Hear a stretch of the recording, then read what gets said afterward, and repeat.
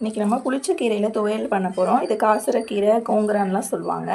இதில் நம்ம எப்படி ஒரு சூப்பரான டேஸ்டியான துவையல் பண்ணலான்னு இப்போ பார்க்கலாம். ரொம்பவே ஈஸியாக இருக்கும் இந்த ரெசிபி. இது கூடவே புதினா வாங்கி நிறையா இருக்குது அப்படின்னு ஃபீல் பண்ணிங்கன்னா கொஞ்சமாக சேர்த்துக்கோங்க. இந்த அளவுக்கு ரொம்பவும் அதிகமாக சேர்த்துக்க வேணாம். கொத்தமல்லிலாம் தேவையில்லை, புதினா மட்டும் கூட சேர்த்து நம்ம துவையல் மாதிரி பண்ணிக்கலாம். ஒரு கத்தக்கீரை ஃபுல்லாக நல்லா க்ளீன் பண்ணி வாஷ் பண்ணி வச்சுருக்கோம். 2-3 டைம்ஸ் வாஷ் பண்ணி. புளிச்ச கீரை கடையிலுக்கு கை ஃபுல்லாக பூண்டு நிறையா போட்டிங்கன்னா டேஸ்ட்டாக இருக்கும். இந்த பூண்டு நல்லா இடித்து இந்த கீரை கூட வேக வச்சு சேர்த்துக்கலாம். பூண்டு நல்லா இடித்து வச்சாச்சு. இந்த கீரை இந்த மெத்தடில் செஞ்சு பாருங்கள். கீரை பிடிக்காதவங்களுக்குமே இந்த புளிச்ச கீரை ரொம்ப பிடிக்கும், விரும்பி சாப்பிடுவாங்க. காரத்துக்கு 4 காஞ்ச மிளகா நான் எடுத்துருக்கேன். இந்த கீரைக்கு காரம் அதிகமாக வேணுனாலும் நீங்கள் எடுத்துக்கலாம். இந்த ரெசிபிக்கு நம்மளுக்கு பொருட்கள் எதுவுமே தேவைப்படாது, ரொம்ப எதுவுமே தேவைப்படாது.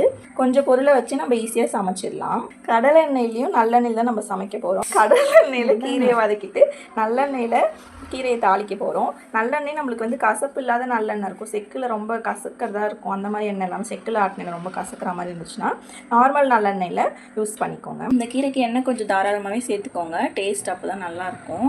எண்ணெய் ஹீட் ஆகிடுச்சு. இப்போ நம்ம இந்த காஞ்ச மிளகாவை சேர்த்துக்கலாம். கீரை சேர்த்துக்கோங்க. ஃபஸ்ட்டே எண்ணெயிலே பூண்டு போடாமல், அந்த பூண்டு ஸ்மெல் கொஞ்சம் டிஃப்ரெண்ட்டாக இருக்கும். ஸோ எண்ணெயில் போடாமல் இந்த மாதிரி கீரை போட்டு கீரை கூடையே போட்டுருங்க.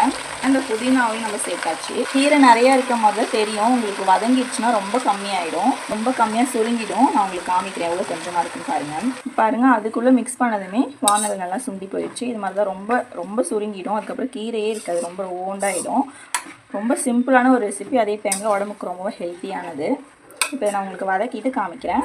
இதுக்கப்புறம் நம்ம இதில் எதுவும் இன்க்ரீடியன்ட்ஸ்லாம் போட தேவையில்ல, தண்ணிலாம் எதுவுமே ஊற்ற தேவையில்ல. இப்போ பாருங்கள், ஃபுல்லாக வதக்கிட்டோம். வானல் ஃபுல்லாக இருந்தது, இப்போ எவ்வளோ சுருங்கி போயிருக்கு பாருங்கள். இப்போ கீரை நல்லா ஆறுனதும் அரைச்சி எடுத்து நம்ம தாளிச்சிட்டா புளிச்ச கீரை கடையில் ரெடி ஆகிடும். இந்த மெத்தடில் ட்ரை பண்ணி பாருங்கள், டேஸ்ட்டு சூப்பராக இருக்கும். கீரை நல்லா ஆறிடுச்சு, இப்போ அரைச்சிக்கலாம். அரைக்கும் போது தேவையான அளவு உப்பும் சேர்த்துக்கோங்க. புளிச்ச கீரை நல்லா அரைச்சாச்சு. நல்லெண்ணெய் கடுகு ஜீரகம் போட்டு நல்லா தாளித்து இந்த மாதிரி ஊற்றிக்கோங்க. ரொம்பவே ஈஸியான டேஸ்டியான ரெசிபி. புதினா துவையல் எப்படி செஞ்சு நம்ம சாப்பிடுவோமோ அதே மாதிரி தான் இதுவும் இருக்கும். இதுக்கு சைட் டிஷ்ஷாக உருளைக்கிழங்கு வறுவல் செஞ்சு சாப்பிட்டா ரொம்பவே சூப்பராக இருக்கும். ட்ரை பண்ணி பாருங்கள். இந்த வீடியோ பிடிச்சிருந்தா லைக் பண்ணுங்கள், நம்ம சேனலை சப்ஸ்கிரைப் பண்ணி வச்சுக்கோங்க. See you.